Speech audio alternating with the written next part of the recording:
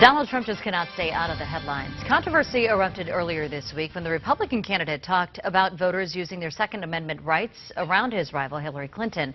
Now we're learning the Secret Service has, in fact, been in contact with the Trump campaign about those comments. News political consultant Dr. Bart Rossi is joining us this morning with a closer look for the race for the White House. A lot to talk about this morning. Once again, go figure. Donald Trump had said that he was not contacted by the Secret Service, but they, in fact, have confirmed that they did talk to him. Yeah, I mean, it shows again that the Donald is questionable when he speaks about the truth, you know, and he should be more direct. And this is another example. It's just not going his way here. And, you know, his comments the other day were just very, very poor. You know, shallow, dangerous, not presidential. He talked about the Second Amendment, and he also talked about the danger of possibly, should Hillary Clinton get in, the types of judges that she may put on the Supreme Court bench.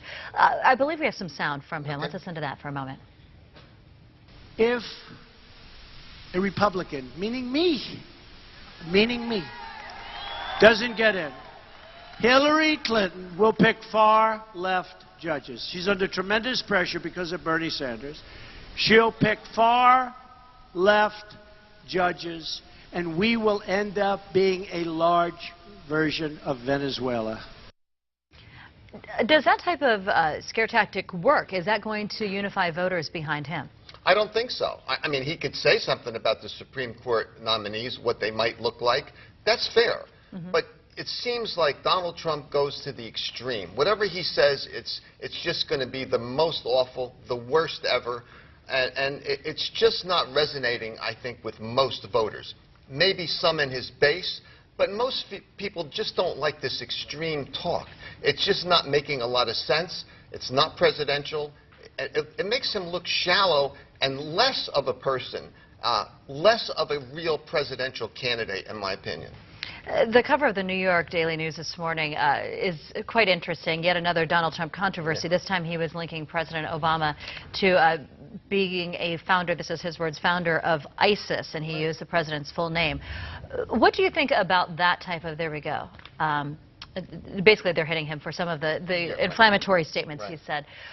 What do you think about this latest controversy? Another scare tactic, obviously, but talking about foreign policy. Well, sure, talking about ISIS and what we should have done, maybe he could have said we should have had more troops, 5, 10, 50,000, whatever he would say. That's part of a good argument.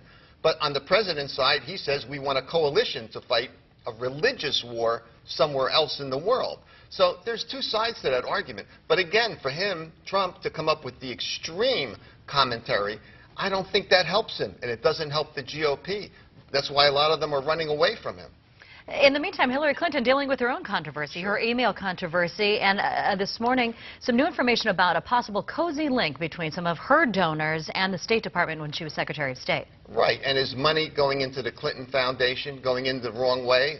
Who is it going to? Are favors being, you know, acted upon as a result of the Clinton Foundation and their association with other folks around the world? You know, that's a question mark, and that's fair game. I mean, that we'll have to find out. You know, one thing I will say, though, it's interesting that the Donald talks about this, but he hasn't released his tax returns. The Clintons have all their numbers out in the public domain.